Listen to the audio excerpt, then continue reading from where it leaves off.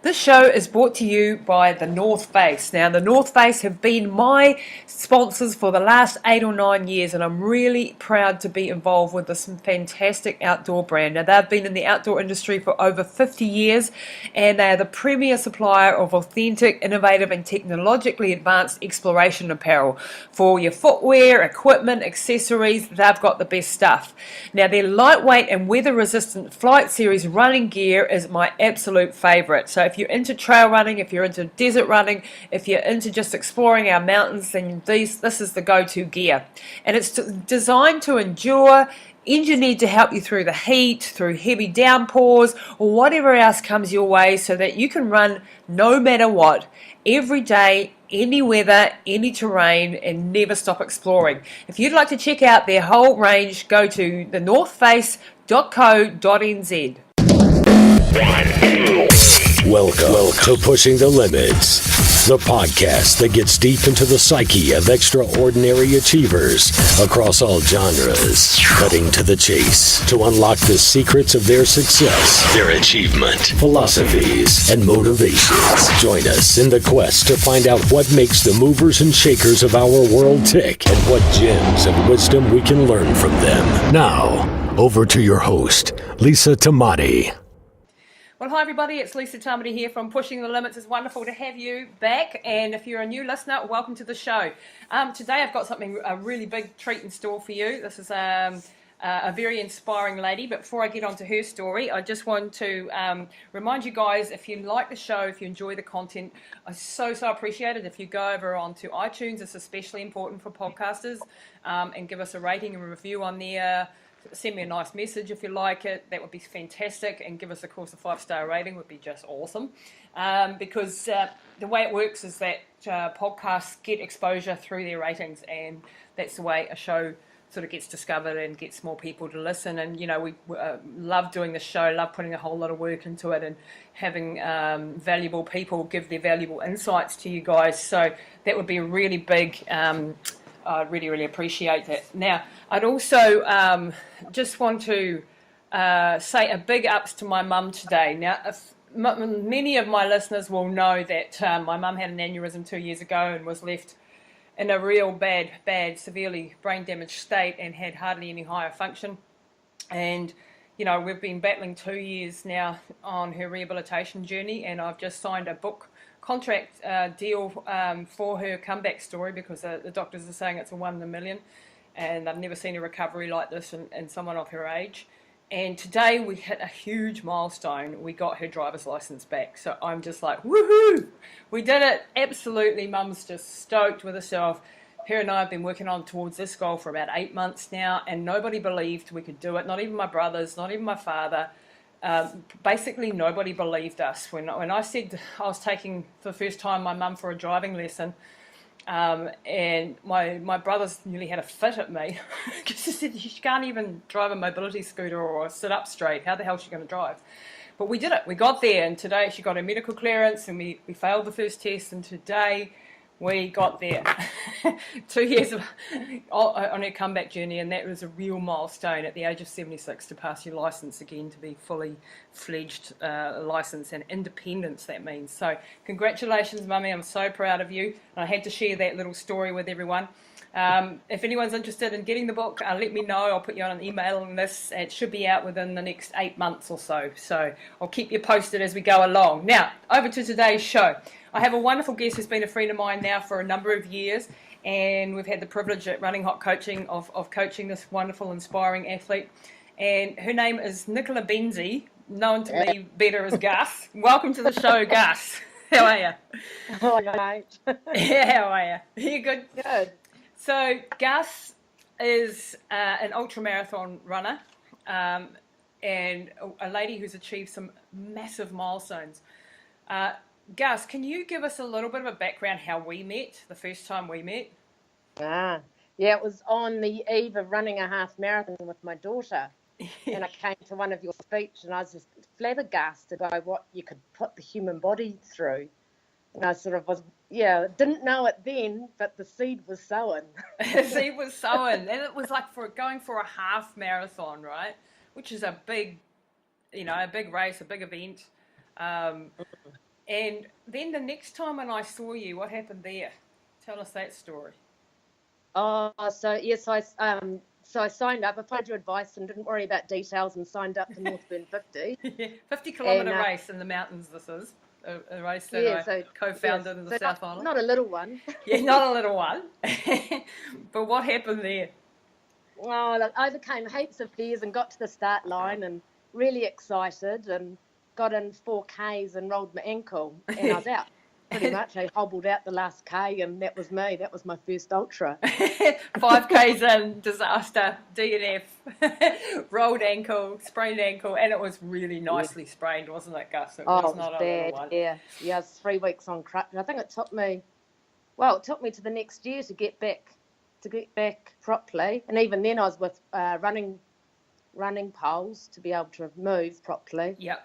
So it was well and truly, and I remember you very clearly going over to you, and you were basically sobbing in the tent. Oh, it was. Yeah, it was a mess. You were like devastated because I mean, it wasn't even like you got to the way into it and then something had happened. As it happened at the very start on the road. And you'd been training your backside off to get to this event, and you put a heart and soul into it, and then something like this happens, and people, these things happen in life. This is the sort of, Now, you could have done one or two things. And I remember giving you a big hug and giving you a massive pep talk and, just talking you through it and telling you some of my disasters along the way and making you laugh.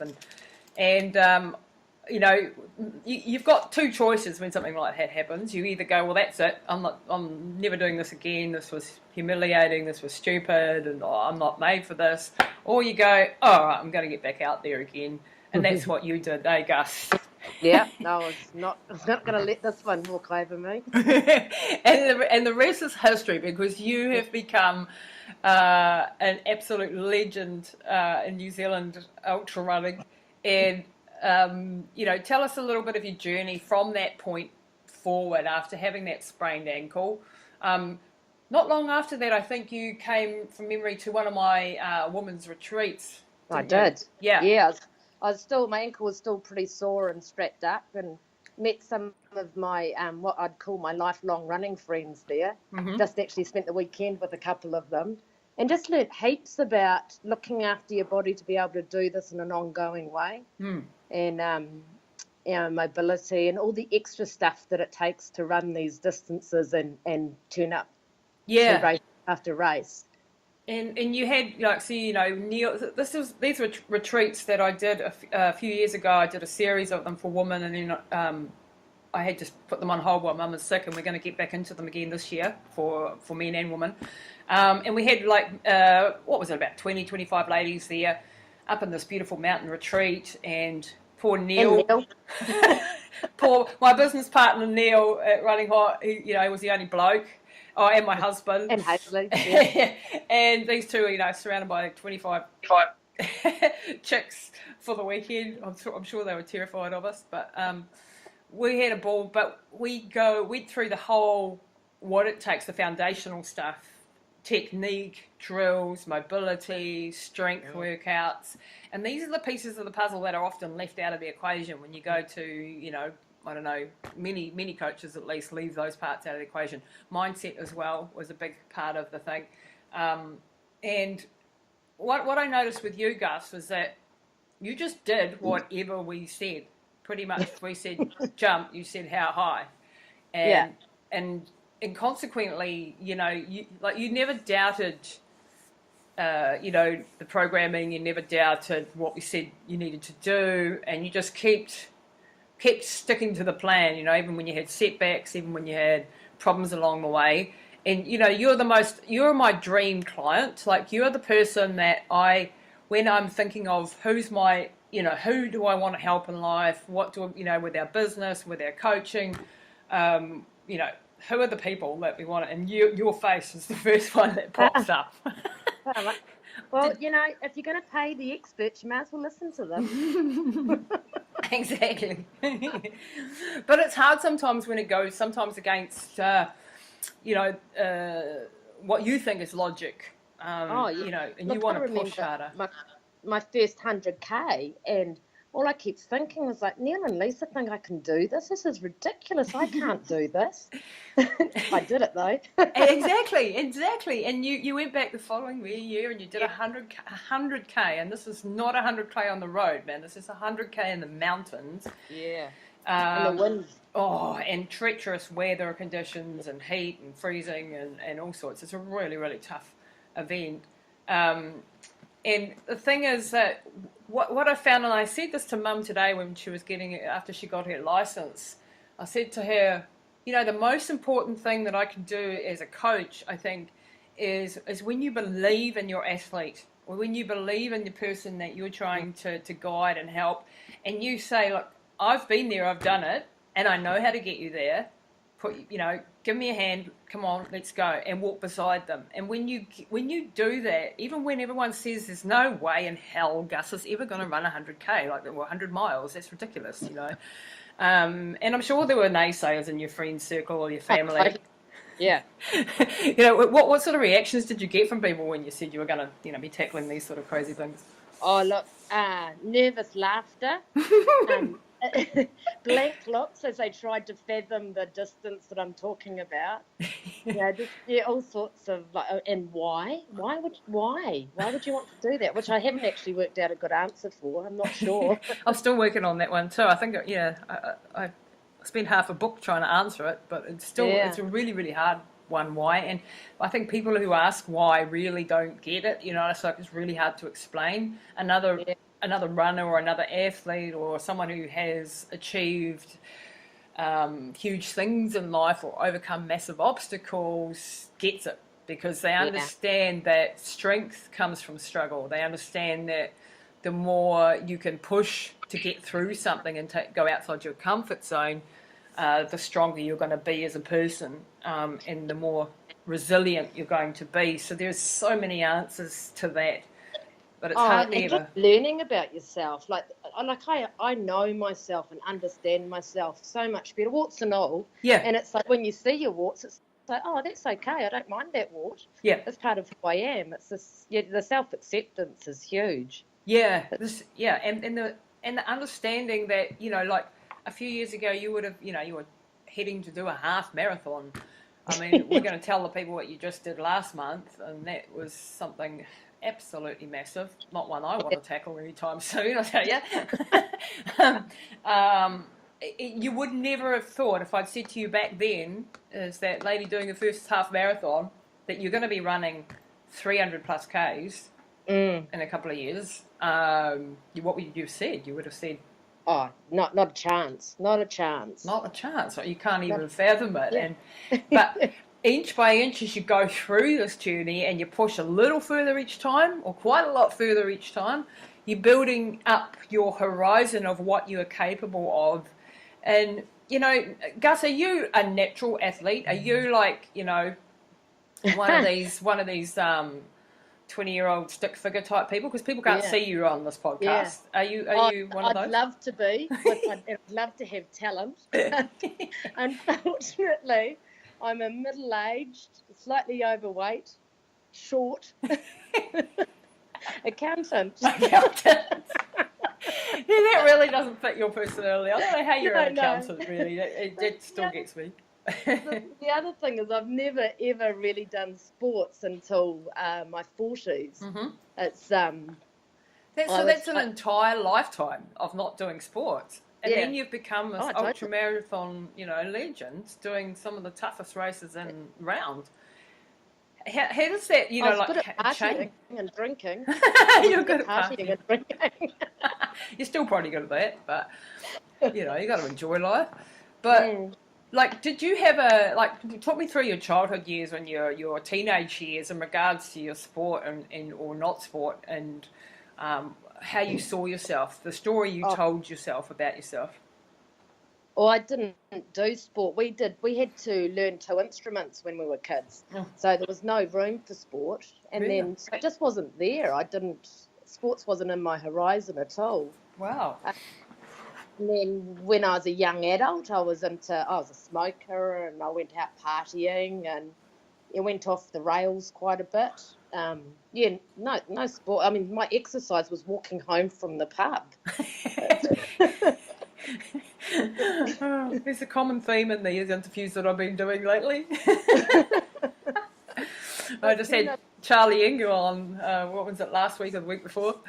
And of course he was well, you're not an alcoholic, but he was an alcoholic and a drug addict.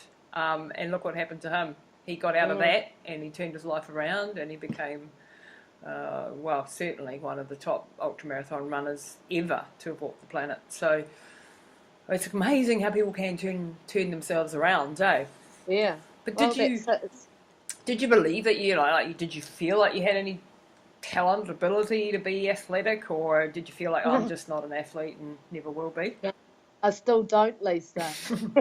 We're still working on that one, Gus, aren't we? And we have arguments about that. Yeah. You still come and tell me, I'm not a real runner. Yeah, I'm not a real runner. The amount of times I've heard that from you and I'm like, that is just not, that is just, what the hell's a real runner then if you're I not? actually think I've put that to rest with my last adventure. Absolutely. That's wonderful to hear because, and again, that's the development, even like, how old are you now, may I ask? I've just turned 50. Hey, mate, I'm just about there too. And I've just outed myself. No, this is brilliant because, there's 1,000 other, 40 plus women out there or 50 plus women going, really? Oh my God, maybe there's a chance for me to become a superhero too. And, I've got a friend, Molly Sheridan, you probably know Molly, who I absolutely adore. She started at 48 and she's now 61 and also had a disaster in her first marathon and injuries and so on. And the doctor told her to go home, you're too old, you silly woman, what are you doing trying to run at 48? She told me to get off, and then she went and ran Death Valley, I don't know, 5 times or something, and then the Himalayas and the Marathon des Sables, and, last one we did together was a 222k race over the Himalayas. And now she's 61 and she's still doing it, and she looks like 21. She's just absolutely amazing and stunning. Oh, but the sport does keep us young. Oh, it does. It does. Yeah. I mean, not in the moment. You look like shit warmed up. Let's be honest. All the time you're coming across and you stink like hell and you're very unglamorous. Oh yeah. But the overall anti-aging effect of it is huge. I do swear that you get younger looking every time I see you. And I think, and fitter looking, and it takes its time though, doesn't it, Gus? You don't just definitely roll out of bed one day and you've lost 10 kilos because you've been for a run. I wish. Yeah, I'm still waiting on that day. But that Molly's story about the doctor telling her not to do it, because I had that before. I'd been told by a neurologist that I'd never be able to exercise again. What? So give that up. Give that thought up. A neurologist. And why did he tell you this? What did you have as an ailment? I had a bike accident and had a head injury. Oh, yeah. And so it took me 2 years to get back to full-time work. And when I met you, it was 4 years afterwards, and I was just holding down some exercise then. So to take on the ultra I kept it sort of pretty quiet because I'd been told I shouldn't be doing things like that. That's so ridiculous. Yeah. I mean, every time I race, I'm flicking him a bird. Oh yeah, totally. Doesn't that's the driving force? Yeah. I mean, you'll know very personally then what it's like to have a brain injury. And I harp on about my mum's brain injury story, but it really the fatigue is phenomenal in the beginning. It's absolutely phenomenal, and you cannot push past that brain fatigue. I had to learn that very, very quickly because as an athlete, I was like, we'll just push through it. And then I realised that no, her brain actually needed the rest, recovery, then a tiny bit of focus, and then rest and recovery. And that was a hard lesson to learn. However, and now 2 years later, we're still doing that rhythm, and she still has some fatigue, and I can't, she can't concentrate with brain exercises for very long, like doing academic or intellectual sort of puzzles or things like that for very long because she gets really fatigued. But the thing is, telling a neurologist telling you can't exercise is just ridiculous because the more you do it, and yes, you have to take more breaks, and you have to recover, and you have to sleep more, and you have to do all the rest of it more. But you can come back, and you can get there. And Well, I still have times where I get it wrong. yeah, And then I yeah, have to go hunker down and spend lots of time with my eyes closed and lying down. yeah, But it doesn't mean your life is over. It just means you have to do things slightly different. yeah. It And just give your needs body time. to be more aware and watch out for signs. Yeah, and it's I think it's very hard. Brain injuries, and we're getting a bit off topic, but it's something that so many people are affected by as well. It is just understanding your own, like you say, your own limitations, taking the time out when you need the time out, and it's a horrible thing because people can't see brain injury, and they can't they can't understand why you can't stand loud cafes, for example, or you can't deal with 5 people talking in a group, or all of these little, or too much light, or all of these little things that the normal brain doesn't even register as being a problem, can be so tiring for someone who's had a brain injury. But things can come right slowly with time, and the more that you push the boundaries just a little bit each day, bit further out, bit further, the recovery can be so much more than if you, never exercising. For a start, you'd probably be, put on huge weight, cardiovascular problems, heart disease, diabetes. That's the common, road, when you don't exercise. And so when people tell you, like Molly, a story, she went too hard out, going from 0 into marathon training at 48 and got a stress fracture in her foot, which is by no means a major thing. I mean, you've got to take a few weeks off, and you've got to get in the pool, is what she did, and built up her strength and then got back into it. But the doctor's opinion was, you're too old for this. What are you doing? Go back and knit on the couch or something, he said to her, something really rude. And she's now written a book, and that doctor's in that book. Yeah. And man, she's done thousands and thousands of miles. And the average age of ultra runners is actually really high. Oh, yeah. It suits older people. Yeah, because we've got more guts and grit and a bit of life experience, more resilience. And therefore, you get the odd youngster coming through now who's really tough as nails and athletic as well, and got all those abilities. But, you see some amazing people who have huge obstacles. I mean, gosh, I've seen people with, no legs running through Death Valley, and blind athletes, and, all sorts of people who have, I've seen stroke victims, heart attack victims, people with hip replacements and back surgeries doing ultras, and I'm sure every single one of them have got a story where they were told not to do this. And, to a certain point, you've got to, not do things too early, and rehabilitate correctly and so on. But to say blanket, you can never run again,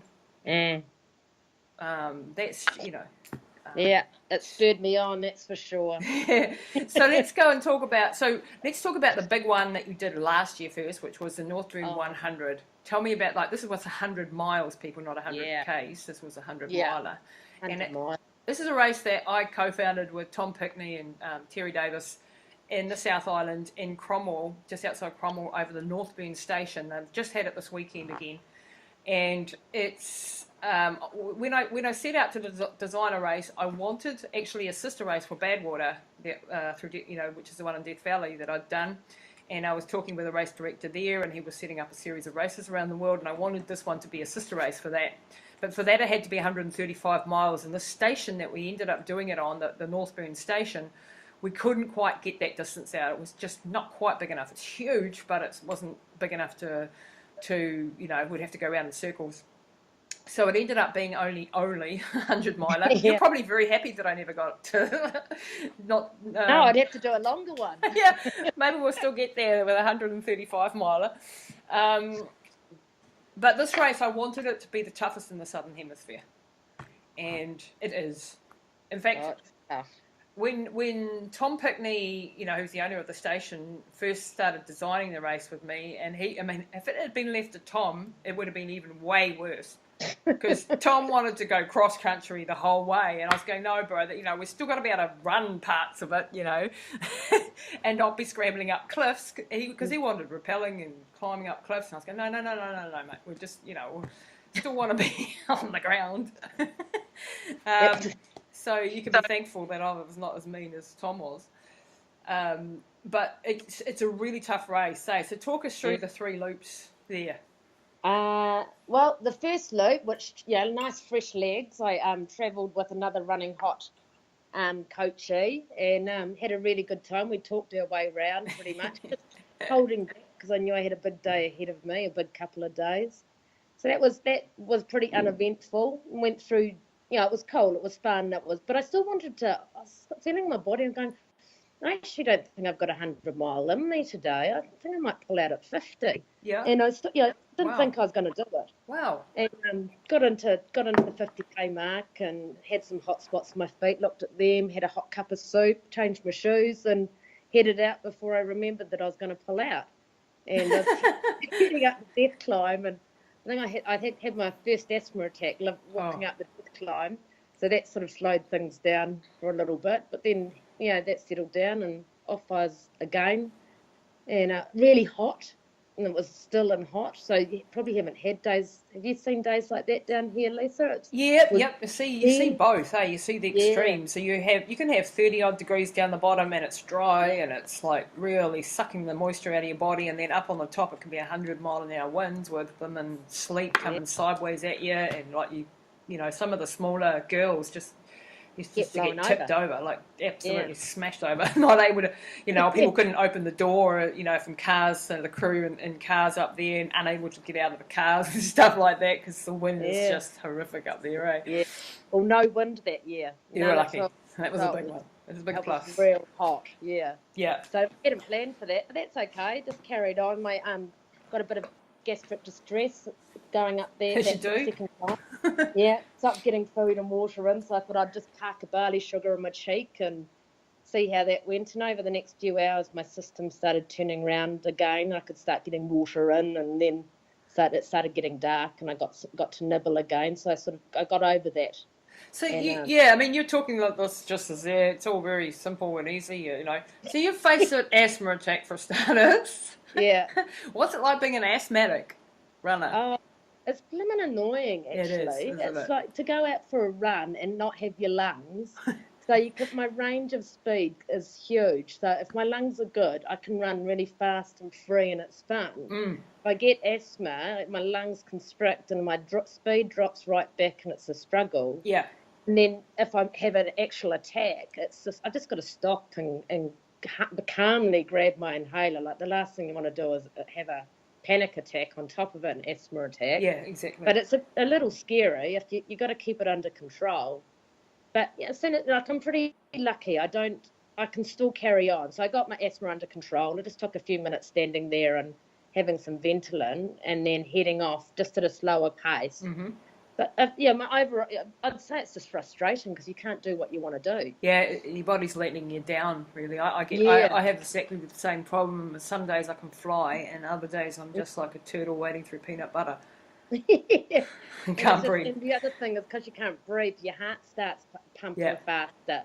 So you lose your athletic ability, or the little athletic ability you have. Yeah, and that can be fatal for an ultramarathon because your heart rate's up. If it's up like just 10 to 15 beats over a period of hours, which it is when you're on Ventolin too. Anyway, because of the drug, that has a massive effect on your the lactic acid build up in your body and all the rest of it, because you're virtually redlining the whole way, so you fatigue a lot faster, you use up all your glycogen stores a lot faster, everything goes backwards.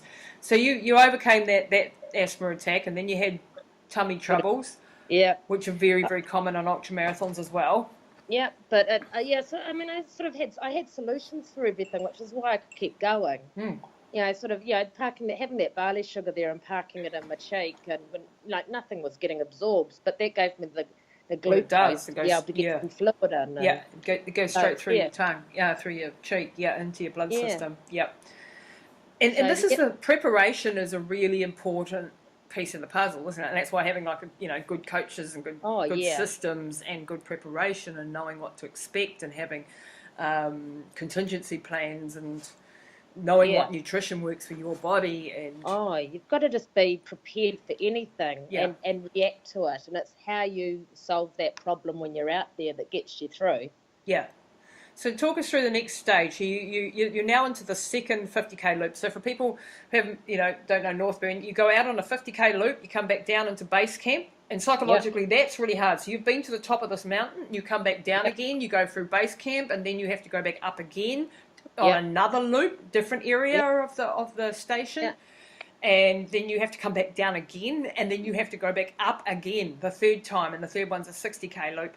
And the psychological effect of that is that you're heading back and down into safety to this tent, and you're going downhill, and then you get to the tent, and you are so exhausted, you're fatigued, you're already at your wit's end at 50.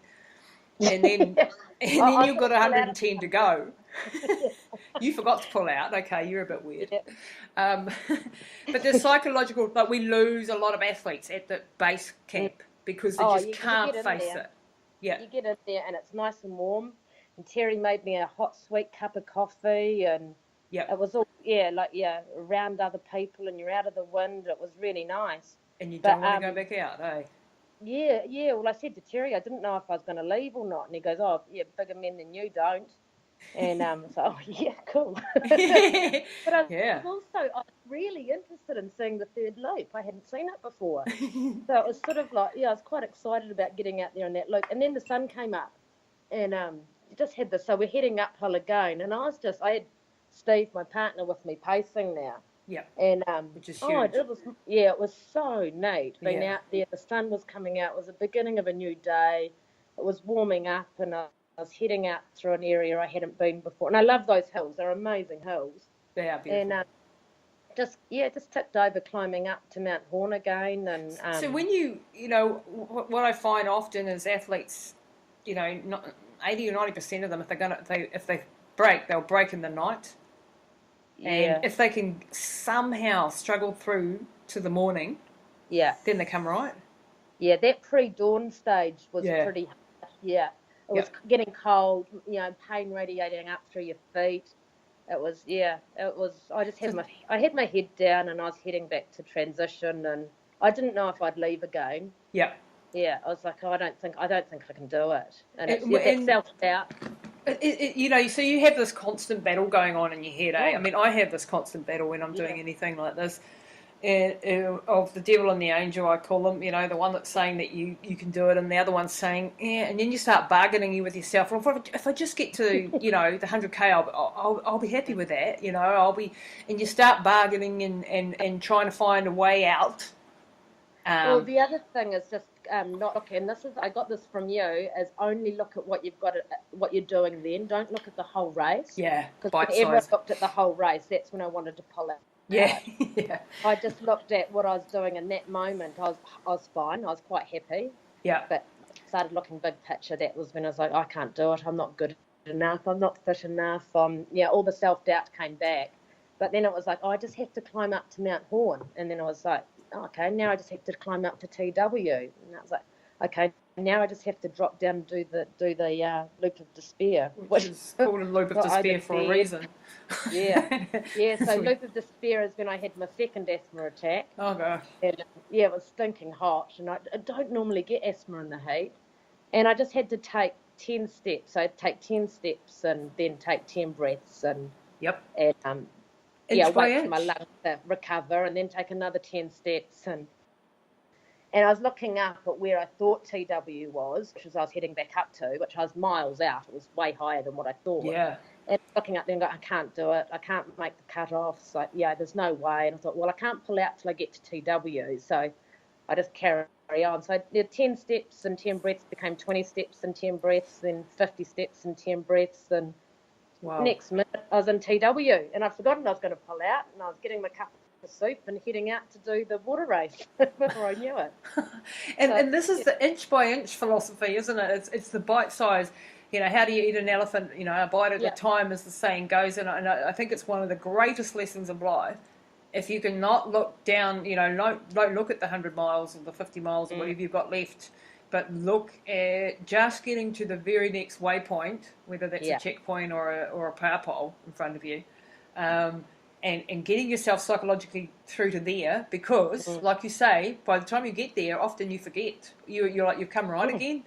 And it's just not giving up in those deep, dark moments. And, you know, it's really easy to say, and it's bloody hard to do, especially when you're in the pitch black night and it's sleeting and dangerous and lonely and there's nobody out there and you're scared shitless, and, you know, there's a whole lot of stuff going on in your head and you're fearful. And, of course, when you've been going non-stop for 30, 40 hours, your emotions are completely up the wops, you know, like your hormones are up the wops, everything's up the wops.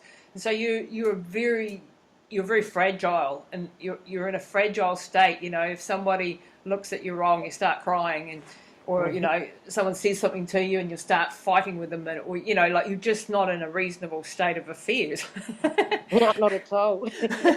It's a great place to get yourself into, though, because you learn so much about who the heck you are in those moments. So carry on. We got up to TW, which is the top point, and then you got out to the water race, which is a really difficult part of the race. Yeah, that's real hard. That totally annihilated what was left of my feet. Yeah, it was really hard work. So now you're in pain from your feet. Your lungs are screwed. Your stomach's stuffed. Oh yeah. By this stage, I couldn't really talk. I couldn't laugh because that would set me into an asthma attack. Yeah. My mouth was closed. The sun was coming down. I felt like the second night. And sun. Yeah. So I was starting to feel like I was getting affected by the sun. Yeah. And I was thinking, God, I'm not in a very good shape here. And then, yes, dropped down into the valley a bit and out of the sun, and that helped me. And it sort of just got me through quite a dark spot. And then turned the corner, and I realised how much I had to climb again just to get back up to TW to go down again. Yeah. And it was just, there's so much climbing in that race. There's 10,000 metres. Like, we're talking from sea level to top of Everest, and then another couple of thousand metres. So it's Mount Taranaki on top of Mount Everest in one go. Two Everest, 3 Everests. Yeah, it is absolutely massive, and so there's a lot of walking in this race too, because it's very single track and really rough, you know. And people have who don't do ultras have a misconception that, you know, you're just going to be running the whole time, which may be true on a road ultra, but generally in something like this is a massive. Even the top guys in the world, unless they're Killian Jornet, you have to walk parts of it. Well, he's another if species. you ran this, you'd be taken off on a stretcher. Yeah, you'd be out within 20, 30 k's. even the top guys, you know. So it's a matter of hanging in there for grim death for a long period of time. But then, you know, like, you got there. So tell us about the last 10 k's coming into to camp with your man. Yeah, that was the worst 10Ks. So it didn't get any easier. Got the 20 Ks to go mark, and I was like, yay, I'm on the way home. I can do 20 Ks easy. Famous last words. Yeah, God, that was hard. That was, I dropped the ball here. I wasn't hydrating properly. I had stopped eating. It was hard to eat, so I'd taken my foot off the accelerator and wasn't putting the food in. Because you've got to learn to maintain your body, is what you learn in these sort of survival situations, where you've got to be aware. You can't just mong out and zombie out and not take heed every 10 minutes of, have I eaten, have I hydrated, have I been to the toilet in the last couple of hours, am I, you know, what's going on with my body, and checking in. And you go into a very monged out state, for the want of a better description, almost, or, you know, you can hallucinate, you can be quiet out of it. And then you forget to eat and you forget to drink, and then, hello, bang, crash. Yeah. So yeah, I was getting a bit, and then there's this last little uphill before just you get down, you can see the lights of Cromwell, you know you're heading to the finish line, you're excited. There's only 10 k's to go, and then you turn a corner and head up, and it's a really steep up that just every corner is more up. And it was bad planning on my part. I hadn't looked at this last 10 k's. I saw you went up, but I didn't really see to what extent. And you just go up, and that was probably the first time the ends of my mouth turned down, and I got Terry's name and swear words were used in the same sentence. You start hating the race director, yeah. Yeah, and then it was a direct down. It was a really steep down. I was like, oh, this is just unnecessary. Unnecessary. I've heard that saying before from a guy. Actually, he's on the video. That was just unnecessary. Yeah, there would have been a few expletives wrapped around them as well. Yeah. Yeah, but then my torch light started going. But because I'd dropped my hydration and my nutrition, I wasn't thinking. No. Really, I should have just stopped. Yeah, it's only 5 k's to go. Put fresh batteries in, put some food in my mouth, and I would have finished a lot better. But I was just so you're out of it. Yeah, you're actually completely out of it. And you need actually someone else to take control. And when you're crewing for people or you've got someone pacing, hopefully they're keeping an eye on you. But often the pacers are knackered too after their own 60k. Yes, he just wanted to finish himself. Yeah, I bet. Yeah, he was like, get the hell out of here. What the hell am I doing here? Don't underestimate pacing and crewing, hard work. Oh, yeah. It is.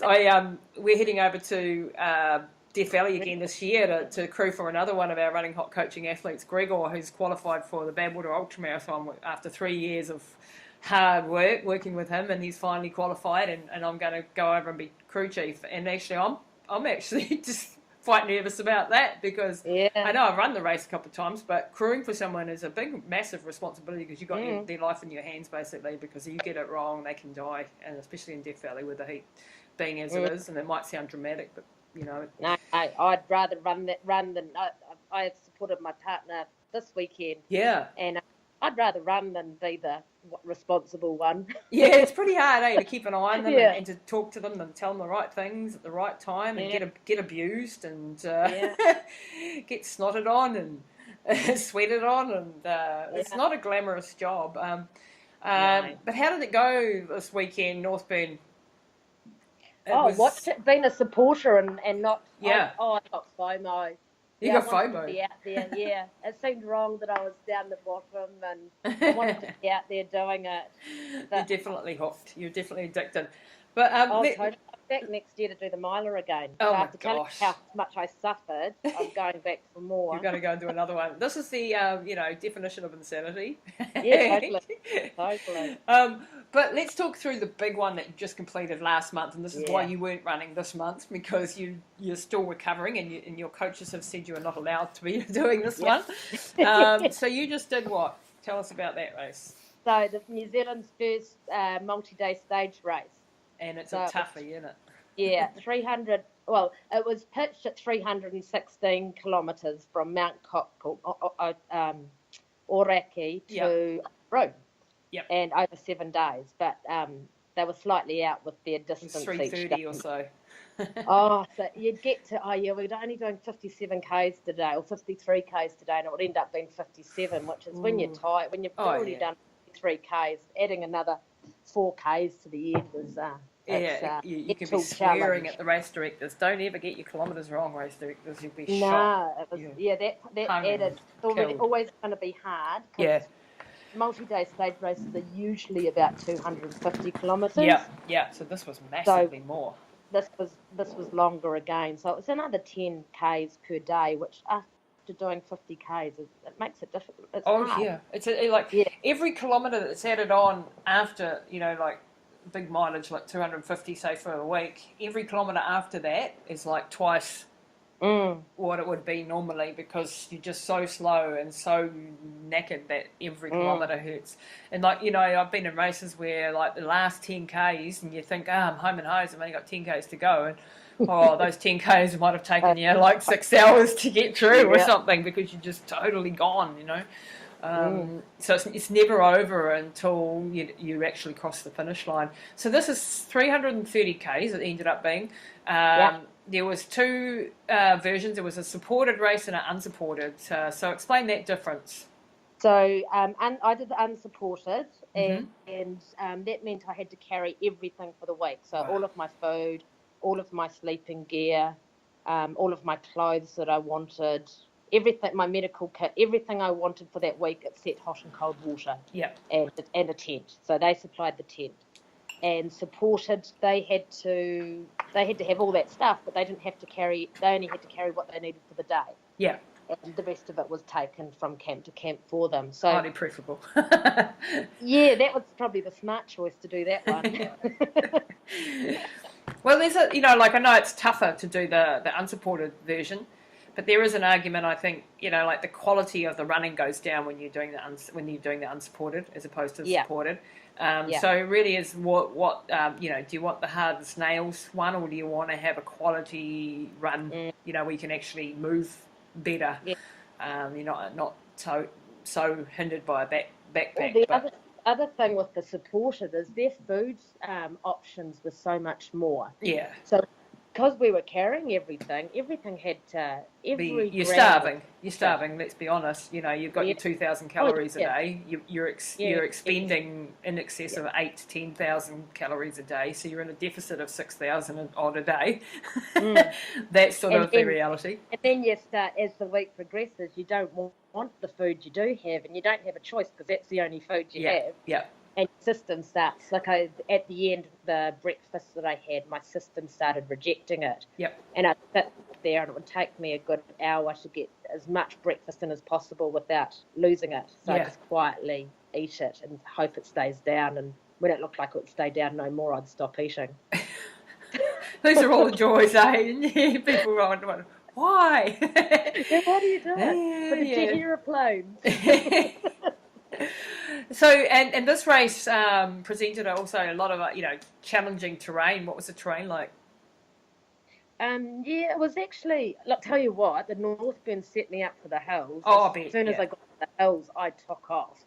And just loved it. And I think when I talked to any of the competitors that had done Northburn, they were the same. Because they were used to massive hills.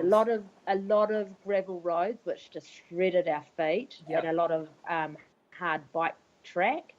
And your feet would just get absolutely shredded. And then you'd head across farmland. It was just like walking on marshmallows. Your feet were so swollen and sore. It was So, but the scenery was to die for.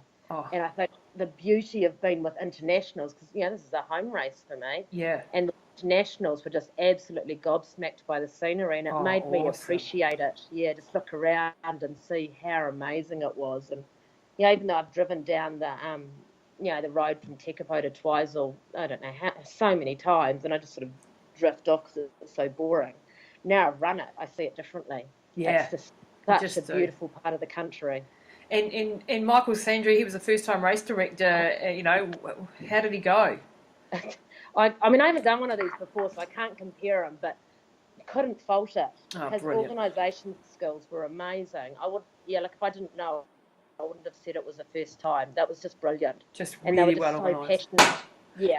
I take my hat off to them because I know as a race director, I've been a race director in my life, and I know what the responsibility is, and it's a big, massive, unthankful job, really.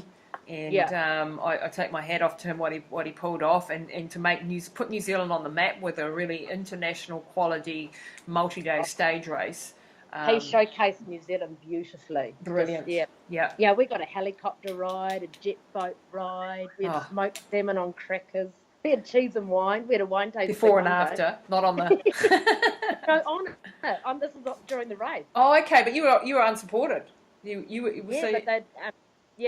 we turned this corner around Twizel and went down this most beautiful lake, and he was one of the volunteers standing with smoked salmon on crackers. And really? And you were allowed to have it? Oh, man. Oh, no. And I was going, I can't have it. I'm unsupported. She goes, no, everyone's allowed it. Oh, so it was part of the exception.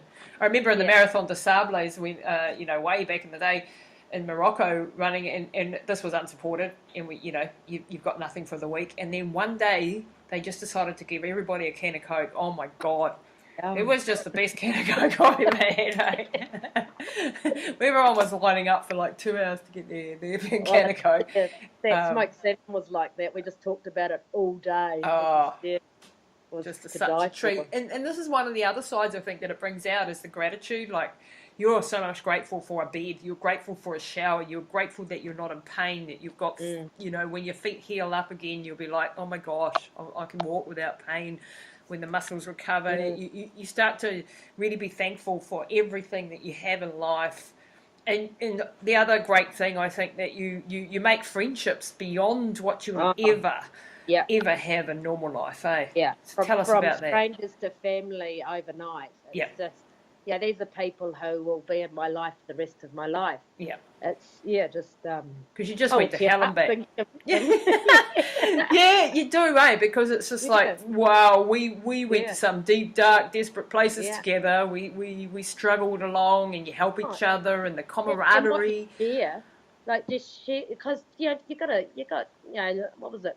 Can't even remember how many hours, but you're looking at 10 hours out on the road a day. Every day, and you distract yourself. So you share your life stories, and you get really close. Really, there's a bond is formed in the blood, sweat, and tears that is just unbreakable. That is actually a beautiful quote. Did you know that? A bond is formed in the breaks. What did you say? The blood, sweat, and tears. A bond is formed.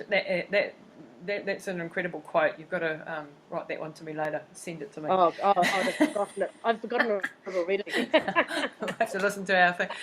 Oh, look, Gus, you've been an absolute legend. Thank you so much for sharing your story today. I really appreciate it. I'm sure the listeners will be inspired by your 50-year-old, middle-aged, by your self-explanation, short self. I think you're just an absolute legend, and we've loved having you in our Running Hot coaching team for the last 3 or 4 years, and we cannot wait to see what you come up with next. We know that you're going back to Northburn. Well, I've got to talk to you about what next. Well, I'm all ears, mate. I'm all ears. I can't wait to hear. I'm on the lookout for the next adventure. Oh, well, hey, I can give you some good recommendations. Good. And ones to avoid. Yeah, that's what I want. You're capable. You now know, at the age of 50, you've just done your biggest thing ever. And I think that's a really amazing fact, that at the age of 50 is so far your pinnacle of your athletic endeavours. I'm just starting. I'm a babe in the woods. You are.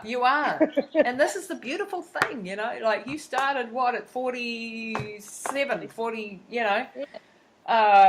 what a journey in 3 years, going from someone who was, prior smoking, drinking too much, partying too much, never done sport in your life, to being this incredible athlete. I just think it's a fantastic story, and I can't wait to read the book. There you go. Next challenge. Hey, look, Gus, I appreciate your time today, and I wish your hubby has just been out there, or your partner's just been out on the Northburn course over the weekend, had a rough time, so you better go and look after him and make him some chicken soup and tell him to give me a ring. We'll get him back on the horse. Beer this afternoon. Yeah, he needs some definite, a beer or two I would prescribe that for recovery. Yeah. Cool. Thanks for your time, Lisa. That's it for this episode of Pushing the Limits with your host, Lisa Tamati. Please don't forget to rate, review, and subscribe, and share all this goodness with your networks so we can impact more lives with positive insights and inspiring conversations. And check us out online at www.lisatamati.co.nz.